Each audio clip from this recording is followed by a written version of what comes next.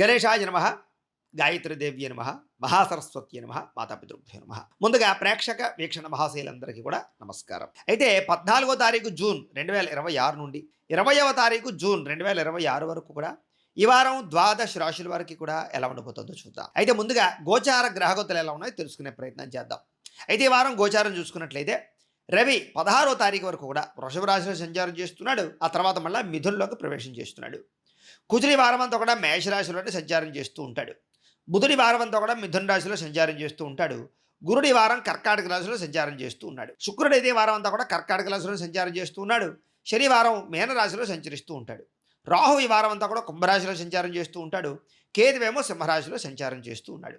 ఈ కారణంగా ద్వాదశ రాశుల వారికి కూడా ఈ వారం ఎలా ఉండబోతుందో చూద్దాం. ఇక కన్యా రాశి వారి యొక్క ఫలితాలు. అయితే ఈ వారం మీ గోచార గ్రహగతులు చూసుకున్నట్లయితే కనుక కొంచెం మిశ్రమ ఫలితాలు, ఇబ్బందికరమైన వాతావరణం కనపడుతోంది. కాబట్టి చాలా జాగ్రత్తలు తీసుకోవాలి ఈ వారం మీరు. ముఖ్యంగా ఎదుటి వ్యక్తులు గౌరవించడానికి లేదా ఎదుటి వ్యక్తులతోటి సామరస్యంగా మాట్లాడడానికి ప్రయత్నం చేయండి. ఎదుటి వాళ్ళని గౌరవించకపోవడం వల్ల కూడా నష్టాలు, లేదా ఎదుటి వారితో గొడవలు పెట్టుకోవడం వల్ల నష్టాలు ఉన్నాయి. ముఖ్యంగా ఉద్యోగ కార్యాలయాల్లో, వ్యాపారాలు చేసే చోట, లేదా ఇంట్లోనైనా సరే, బయటైనా సరే, ఎక్కడైనా సరే, ఇరుగు పొరుగు వారితో సరే మాట్లాడేటప్పుడు నోరు జారకుండా, మాట జారకుండా మాట్లాడడానికి ప్రయత్నం చేయండి. మీరు ఏదో అనుకుంటారు దూరంగా ఉన్న శత్రువులే కదా అని, కానీ దూరపుగా ఉన్నటువంటి శత్రువుల వల్లే మీకు ఇబ్బందులు ఎక్కువగా కనపడుతున్నాయి. కాబట్టి శత్రువుల వల్ల బెడదుంది ఈ వారం అంతా కూడా. కాబట్టి ప్రతి వ్యక్తితోటి ఎవరు మనల్ని ఏం చేస్తారా అనేటటువంటి ఒక ఎదురు చూపుతోటే మీరు జాగ్రత్త పడాలి తప్ప, కేర్లెస్గా ఉన్నట్లయితే కనుక మిమ్మల్ని నమ్మక ద్రోహానికి గురి చేసేవారు మీ చుట్టూనే ఉంటారు. జాగ్రత్త. పురుష వ్యామోహాలు, స్త్రీ వ్యామోహాలు బాగా పెరిగిపోతూ ఉన్నాయి. కాబట్టి ఈ వారం చాలా జాగ్రత్తగా వ్యామోహాలకు దూరంగా ఉండడానికి ప్రయత్నం చేయండి. చెడు పనులకి, చెడు వ్యసనాలకి, చెడు అలవాట్లకి దూరంగా ఉండకపోతే కనుక ఈ వారం శస్త్రచికిత్స అవకాశాలు, ప్రమాదాలు, ఇబ్బందులు తలెత్తే అవకాశాలు కనపడుతున్నాయి.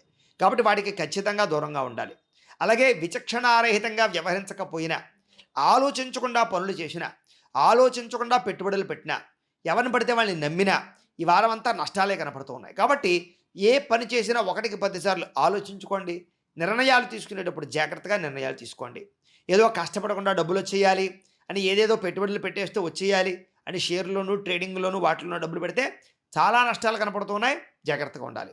ఇక ప్రభుత్వ ఉద్యోగిని, ఉద్యోగస్తులకి ఐటీ పరమైనటువంటి ఇబ్బందులు కానీ, ఉద్యోగ నష్టాలు కానీ, చాలా సమస్యలు కానీ, లేదా ఈ యొక్క ఉద్యోగ పరిస్థితి బెంచ్ మీదకి వెళ్ళడాలు కానీ, ఇలాంటి ప్రభావాలు కనపడుతున్నాయి. కాబట్టి ఉద్యోగాలు చేసే చోట చాలా జాగ్రత్తగా ఉండాలి.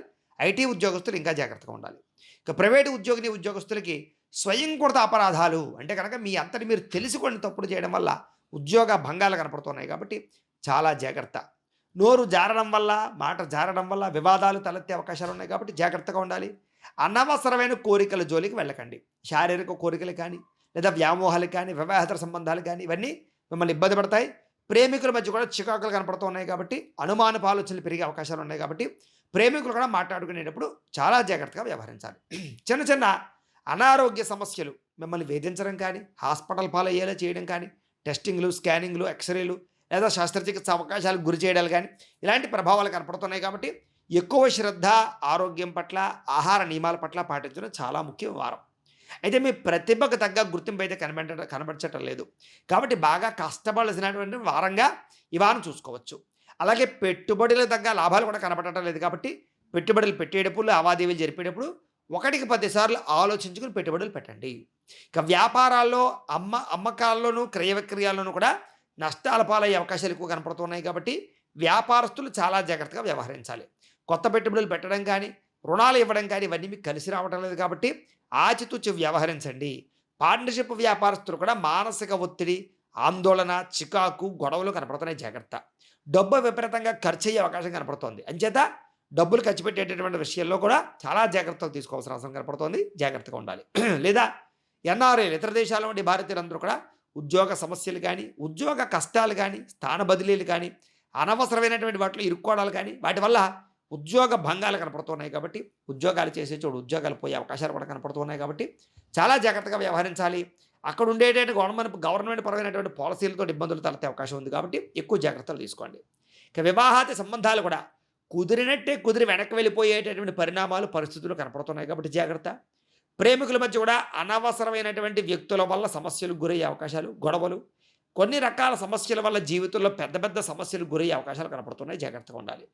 సమయానికి నిద్ర సరిపోకపోవడము, ఆహారం తినకపోవడము, ఆహార లౌల్యము, ఫాస్ట్ ఫుడ్‌లు, జంక్ ఫుడ్‌లు తినడము, ఆయిల్ ఫుడ్స్ తినడాలు ఇలాంటి వాటి వల్ల అనారోగ్య సమస్యలు పెరిగే అవకాశం కనపడుతోంది. జాగ్రత్తగా ఉండాలి.